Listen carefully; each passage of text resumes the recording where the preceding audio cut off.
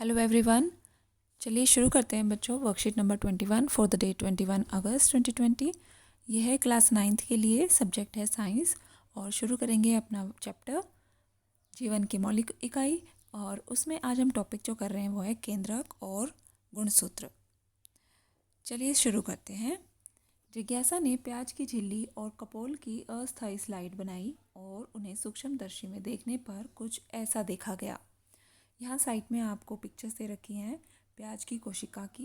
प्याज जो हम खाते हैं उसी की एक ऊपर की कवर ले ली गई और उसको माइक्रोस्कोप से जब देखा गया तो उसके अंदर इस तरीके के डिज़ाइंस नज़र आए। ठीक है, इसको थोड़ा बड़ा करके देखेंगे जी। तो ये थी प्याज की झिल्ली की माइक्रोस्कोप से तस्वीर। ठीक है, तो उसमें क्या नज़र आया, एक दीवार के जैसे नज़र आया, जैसे ईंटें रखी गई हों, ईंटों से दीवार बनाई गई हो और बीच में कुछ छोटे छोटे डॉट्स भी नज़र आए। तो बच्चों ये जो दीवार की तरह आपको दिखाई दे रहा है ये प्याज की झिल्ली है और इसमें जो आपको ये ब्रिक्स की तरह दिखाई दे रहे हैं वो सेल्स हैं और जो डॉट्स हैं वो न्यूक्लियस हैं। ठीक है, तो ये थी प्याज की झिल्ली जब माइक्रोस्कोप से देखी गई।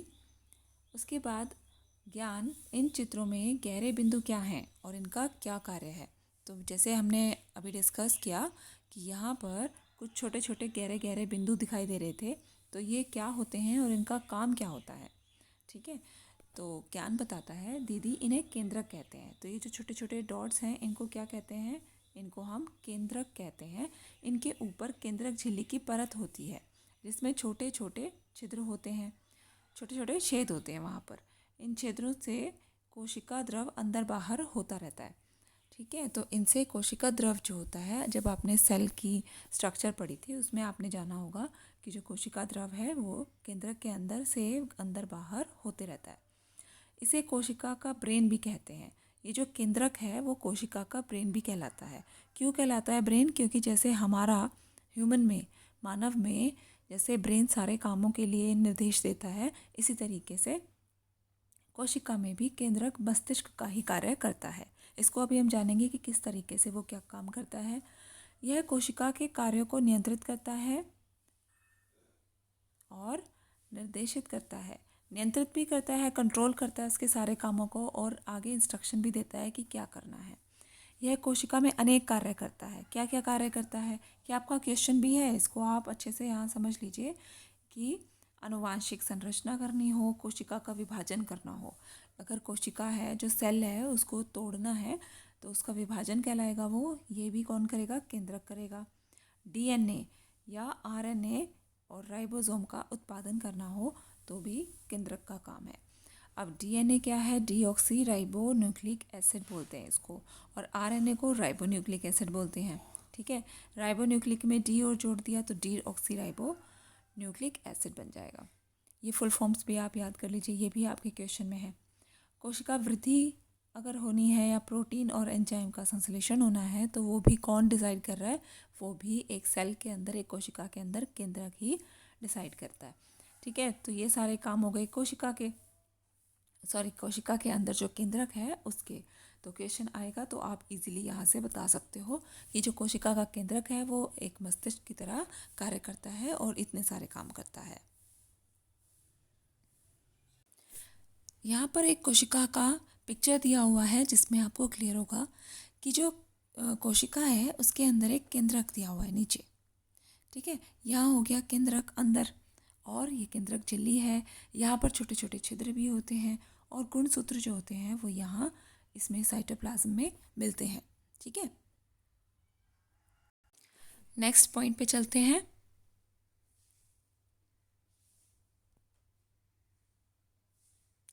ज्ञान ये गुणसूत्र क्रोमोसोम क्या होते हैं और इनका क्या कार्य होता है। तो अभी हमने न्यूक्लियस में देखा कि सेल के जो पिक्चर थी उसमें देखा हमने कि वहाँ पर कुछ गुणसूत्र थे यानी कि क्रोमोसोम्स थे। तो इनका क्या कार्य होता है, तो ज्ञान बताता है कि दीदी केंद्रक में कुछ उलझे धागे जैसी संरचना होती है। ठीक है, कुछ ऐसे लगता है कि वहाँ पे ऐसे उलझे उलझे से धागे हैं, ये केंद्रक के अंदर होते हैं। ठीक है, इन्हीं को क्रोमेटिन संरचना जो होती है, इन्हीं को हम क्रोमेटिन पदार्थ भी कहते हैं जो कि डीएनए और प्रोटीन का बना होता है। तो ये जो धागे लाइक स्ट्रक्चर जो है ये किससे बना होता है, ये डीएनए और प्रोटीन से बना होता है। ठीक है, कोशिका विभाजन की शुरुआत में यह क्रोमेटिन पदार्थ कई लंबे जोड़ों में बदल जाता है। जब हम कहते हैं कि कोशिका का विभाजन होना है तो वहाँ पर ये जो लंबे धागे हैं, ये जो हम जिस क्रोमेटिन पदार्थ की बात कर रहे थे, तो ये लंबे लंबे जोड़ों में बदल जाता है, यानी कि इनके पेयर्स बन जाते हैं। जब इनके पेयर्स बन जाते हैं तो इनको हम क्या कहते हैं? गुणसूत्र कहते हैं। प्रोकैरियोट कोशिका में केंद्रक अस्पष्ट होता है, जिसे केंद्रकाय कहते हैं। अब हमारे पास कोशिकाएं जो हैं वो दो प्रकार की हैं, जिनको हम कहते हैं प्रोकैरियोट कोशिका और यूकैरियोट कोशिका। तो प्रोकैरियोट कोशिका जो है, इसको आप देख सकते हो कि ये दो शब्दों से मिलके बना है। इसको याद करने का तरीका मैं आपको बताती हूँ। प्रोकैरियोट दो शब्दों से बना है, प्रो और कैरियोन। ठीक है, तो प्रो का मतलब क्या होता है? प्रो का मतलब होता है पुराना, आदि, आदि समय का। तो प्रो का मतलब हुआ पुराना, तो इसका मतलब, और कैरियोन का मतलब हुआ कोशिका। ठीक है, यानी कि पुरानी कोशिका। उस टाइम पे क्या था कि ये जो कोशिकाएं थी, इनमें अच्छे से केंद्रक जो था वो स्पष्ट नहीं होता है। ठीक है, तो केंद्रक जो है स्पष्ट नहीं है, इसीलिए इसको केंद्रकाय कहते हैं। अब केंद्रक और केंद्रकाय में क्या फ़र्क है? केंद्रक तो प्रॉपर केंद्रक ही हुआ, लेकिन केंद्रकाय जब वर्ड यूज़ कर रहे हैं वर्ड, तो इसका मतलब हुआ कि केंद्रक के जैसा। ठीक है, इसमें केवल क्रोमेटिन पदार्थ होता है। प्रोकैरियोट कोशिका की बात हो रही है कि इसके अंदर क्रोमेटिन पदार्थ होता है केवल। किसी जीव के कोशिका केंद्रक में गुणसूत्रों की संख्या निश्चित होती है। मानवों में गुणसूत्र की संख्या 46 या 23 जोड़े होते हैं। तो 46 को अगर 2 से डिवाइड करोगे यानी कि 23, तो कितने पेयर्स होते हैं? इस तरीके के 23 होते हैं। ठीक है, तो ये क्रोमोसोम्स के गुणसूत्रों की जो संख्या है, क्रोमोसोम्स की जो संख्या है वो 46 होती है। किसमें? मानवों में। क्रोमेटिन पदार्थ में डीएनए के क्रियात्मक खंड को जीन कहते हैं। अब ये जो क्रोमेटिन पदार्थ है, इसमें डीएनए का जो क्रियात्मक खंड है, यानी कि काम करने वाला जो पार्ट है, वो जीन होता है। गुणसूत्रों पर मौजूद जीन्स डीएनए अणुओं से बने होते हैं। अब ये जीन्स जो है वो डीएनए के अणुओं से बने होते हैं, जिनमें नई कोशिका बनाने और कोशिका संगठन की सभी सूचनाएं होती हैं। ठीक है, गुणसूत्रों में आनुवांशिक संकेत गुण होते हैं, जो माता पिता से डीएनए के रूप में अगली संतति में आ जाते हैं। तो इस तरीके से जो पेरेंट्स पर संतान होती हैं अपने, तो वो किस वजह से है? वो गुणसूत्रों में आनुवांशिक संकेतों की वजह से। ठीक है, आगे चलते हैं। यहाँ हम जानते हैं यूकैरियोट और प्रोकैरियोट जो हमारी कोशिकाएं हैं उनके बारे में। तो आप देख सकते हो दोनों में डीएनए है और दोनों में ही न्यूक्लियस है। ठीक है, यहाँ पर जो प्रोकैरियोट में जो न्यूक्लियस होता है, वो न्यूक्लियस ना होके न्यूक्लियोइड होता है। न्यूक्लियोइड की वजह से, न्यूक्लियोइड का मतलब क्या है कि वो न्यूक्लियस जैसा है। ठीक है, और यहाँ पर डीएनए जो है, आप देख सकते हो कि जो डीएनए है वो यहाँ ऐसे ही साइटोप्लाज्म में मिलता है। साइटोप्लाज्म क्या होता है? एक सेल के अंदर जो कोशिका द्रव्य होता है।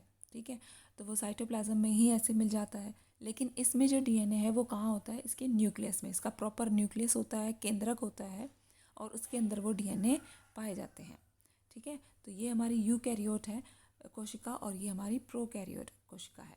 यूकैरियोट कोशिका का मतलब क्या है कि यू से बना है ये, प्लस कैरियन से बना है। तो इसमें क्या होगा कि यू का मतलब होगा नई, या फिर आप कह सकते हो यू का मतलब होगा यहाँ पे सुस्पष्ट। ठीक है, बिल्कुल एकदम स्पष्ट जो है, आप इसमें केंद्रक को देख सकते हो। ठीक है, यहाँ पे केंद्रक स्पष्ट नहीं नज़र आता है, बल्कि जो क्रोमोसोम्स है, वो क्रोमेटिन पदार्थ जो है वो इस तरीके से साइटोप्लाज्म में नज़र आता है। ठीक है,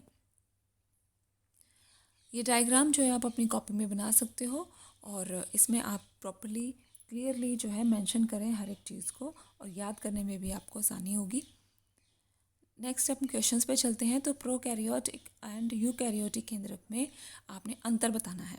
ठीक है, तो इसके लिए आप लिख सकते हो कि प्रोकैरियोट कोशिका में केंद्रक का भाव होता है, सुस्पष्ट केंद्रक नहीं होता है, बल्कि केंद्रकाय होता है। आप ऐड कर सकते हो केंद्रकाय होता है, और इसमें जो केंद्रक झिल्ली है वो अनुपस्थित होती है।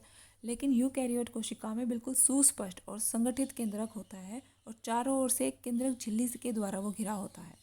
दूसरा पॉइंट आप लिख सकते हो कि इसमें जो डीएनए है वो चक्राकार होता है, सर्कुलर होता है, लेकिन इसमें जो डीएनए है वो लीनियर होता है, यानी कि रेखीय होता है। गुणसूत्र के बारे में अगर हम बात करें तो प्रोकैरियोट कोशिका में गुणसूत्र एक ही होता है। हमने देखा ना, वो इस तरीके से जो होता है, और गुणसूत्र इसके अंदर यूकैरियोट कोशिका में वो एक से ज़्यादा होते हैं। ठीक है। अगला जो प्रश्न है हमारा वो है डीएनए और आरएनए का पूरा नाम लिखिए और डीएनए कोशिका में कहाँ पाया जाता है। तो 2 क्वेश्चंस हो गए इसमें। तो डीएनए और आरएनए की फुल फॉर्म जो है वो आप लिख सकते हो और बता देना कि डीएनए जो है वो केंद्रक यानी कि नाभिक न्यूक्लियस में पाया जाता है। थर्ड इस मानव में गुणसूत्रों की संख्या कितनी होती है, जीन क्या हैं और कहाँ स्थित होते हैं। ठीक है, तो इसके लिए आप बता सकते हो कि जो हमारे मानव में गुणसूत्रों की संख्या 46 या 23 जोड़े होते हैं और जीन्स डीएनए अणुओं से बने होते हैं। इसमें कोशिकीय संगठन की सूचनाएं निहित होती हैं। ठीक है, कि कोशिका का संगठन किस तरीके से होगा, कोशिका कैसे बनेगी आगे, ये डीएनए के क्रियात्मक खंड होते हैं। अब आप देख सकते हो कि जो सेल है ये कोशिका है, इस कोशिका के अंदर एक न्यूक्लियस होता है। इस न्यूक्लियस के अंदर ही कुछ क्रोमोसोम्स होते हैं। क्रोमोसोम्स जो हैं वो डीएनए से बने होते हैं और डीएनए की जो क्रियात्मक खंड है वो जीन्स है। ठीक है, तो इस तरीके से आप इसको क्लियरली समझ सकते हो। इस डायग्राम को भी इस आंसर में आप ऐड कर लेना या फिर अपने नोट्स में ऐड कर लेना ताकि आपको आगे कोई कंसेप्ट क्लियरेंस में कोई दिक्कत नहीं आएगी। क्वेश्चन नंबर 4 पे देखते हैं। क्वेश्चन नंबर 4 था केंद्रक के आपने कोई 2 कार्य लिखने हैं। यहाँ आपको 4 दिए गए हैं, आप कोई 2 लिख सकते हो। केंद्रक का जो कार्य है वो क्या होता है। तो अभी हमने जाना कि केंद्रक जो है वो कोशिका का मस्तिष्क कहलाता है। ठीक है, इसको क्रोमेटिन पदार्थ केंद्रक में पाया जाता है। ठीक है, क्रोमेटिन पदार्थ जो होता है वो भी केंद्रक में पाया जाता है और ये लंबे जोड़ों में बाद में बदल जाता है जब कोशिका का विभाजन होता है। कोशिका के कार्यों को नियंत्रित करता है और निर्देशित करता है। तो ये कौन करता है, केंद्रक करता है। हम केंद्रक के कार्य लिख रहे हैं। यह कोशिका विभाजन डीएनए आरएनए के उत्पादन में भी सहायक होता है। तो ये काम भी कोशिका का केंद्रक ही करता है कि कोशिका का विभाजन और डीएनए और आरएनए का जो उत्पादन है वो कैसे होगा। यह कोशिका वृद्धि, कोशिका की वृद्धि कैसे होगी, प्रोटीन और एंजाइम संश्लेषण यानी कि प्रोटीन और एंजाइम कैसे बनेंगे, उसमें भी केंद्रक ही काम करता है। तो आप इस तरीके से इसे कंप्लीट कर लीजिए और जल्दी से सबमिट करिए अपनी वर्कशीट को। मिलते हैं नेक्स्ट वर्कशीट की वीडियो में।